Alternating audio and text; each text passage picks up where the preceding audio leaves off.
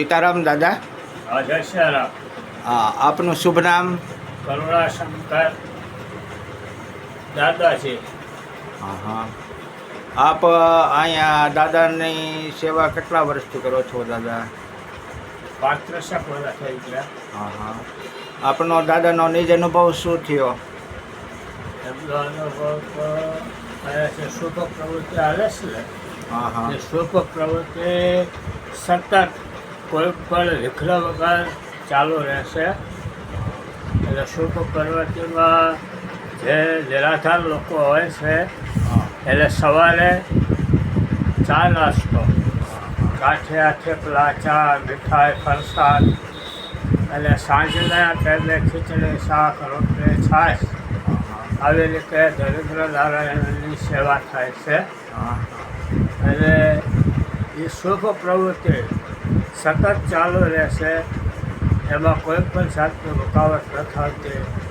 એ એના શુભ સંકેતો, એનો પરચો, જે કાંઈ કરો તે બધું એ જ છે. આજથી દિવસે સવારે શ્રાવણ મહિનામાં શિવજીની પૂજા આવતી હોય, પાર્થિવ પૂજા. અષાઢી બીજમાં જગન્નાથજીમાં પ્રસાદનું વિતરણ થતું હોય. પછી દર વર્ષે એક કથા થતી હોય. શિવપુરાણ છે, ભાગવત છે, દેવી ભાગવત છે, રામચરિત્ર છે, અલગ અલગ પ્રકારની. એટલે નવરાત્રિમાં નાની બાળાઓને માતાજી રૂપે સરકારે અને એમનું પૂજન થતું હોય. આવી શુભ પ્રવૃત્તિ ચાલે છે. આ બધી દાદાની કૃપાથી થાય છે દાદા? આ દાદાની કૃપાએ કોઈ પણ આગળ દાન ભેટની અપીલ નથી કરવી પડતી. એની મેળે સ્વયં દાન ભેટ આવે છે.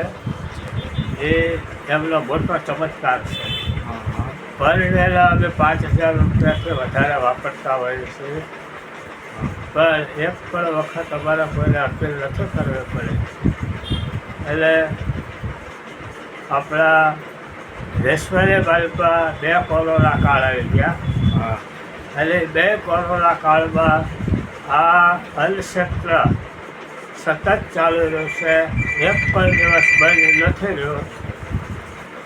આ મોટામાં મોટા દાદાનો ચમત્કાર છે. દાદા 2 ચોપાઈ બોલો દાદા વિશે.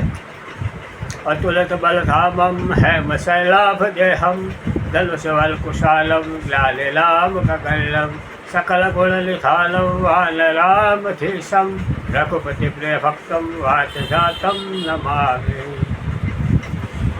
આ સ્થળ કયું છે દાદા તમારા? આ સ્થળ આવ્યું છે ભાવનગરની માલપા, 500 માધવની સામે, સરદાર બાગની બાજુમાં, ભાવનગર. વાડિયાવાડી નળ. હાલિયાવાડી. જય સિયારામ. જય સિયારામ.